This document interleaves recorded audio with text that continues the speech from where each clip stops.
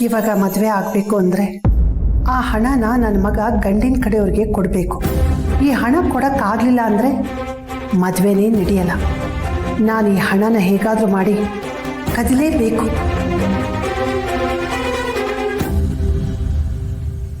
ಅವ್ವ, ನಿಮ್ಮನೆ ಅವ್ವ? ಅಲ್ಲ, ನೀವ್ ಹಿಂಗ್ ಮಾಡೋದು ಸರಿನಾ? ಬನ್ನಿ, ನಾ ಹೇಳ್ತೀನಿ. ನನ್ನ ಮಗ ನನ್ನ ಏನಾದ್ರೂ ನೋಡ್ಬಿಟ್ನ? ಬನ್ನಿ ಅವ್ವ, ಇಲ್ಲಿ ಬನ್ನಿ, ಇಲ್ಲಿ ನಿಂತ್ಕೊಳ್ಳಿ. ಅಲ್ಲಿ ಕಣವ, ಆಗ್ಲೇ ನಂಗೆ ತುತ್ತು ತಿನ್ಸ್ದೆ. ನಾನು ಹೇಳಿ ಕೆಲಸ ಎಲ್ಲ ಮಾಡಿದ್ರಿ. ಇವಾಗ ಇಲ್ಲಿ ಬಂದು ಸುಮ್ಕೆ ನಿಂತ್ಕೊಳ್ಳೋದು ಯಾವ ನ್ಯಾಯ ಹೇಳಿ? ಅವ್ವ, ನನಗೆ ಚಿಕ್ಕ ವಯಸ್ಸಲ್ಲಿ ನಮ್ಮ ಅವ್ವ ತುತ್ತು ತಿನ್ಸಿರೋದನ್ನ ಬಹಳ ಕಷ್ಟಪಟ್ಟು ಮರ್ತೀವಿ.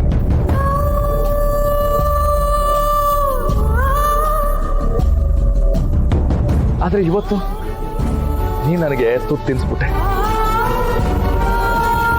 ನಮ್ಮವ್ವ ನಮ್ಗೆಲ್ಲ ಮೋಸ ಮಾಡ್ಬಿಟ್ಟು ಹೊಂಟೋದ್ಲು.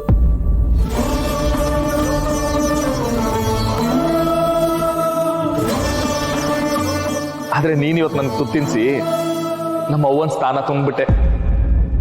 ಲಾಲಿಯಾಡಿಲ್ಲ,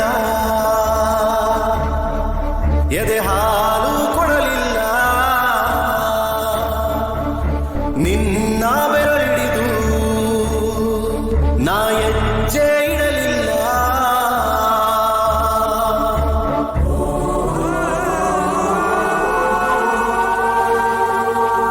ಅದಕ್ಕೆ ಕೇಳ್ತೀವಿ, ಬಂದು ನನ್ನ ತಂಗಿಗೆ ಅರ್ಶನ ಹಚ್ಚಿ ಆಶೀರ್ವಾದ ಮಾಡವ.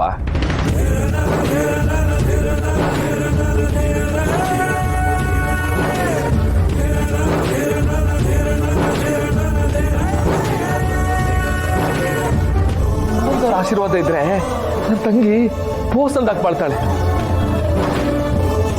ಬಾರವಾ.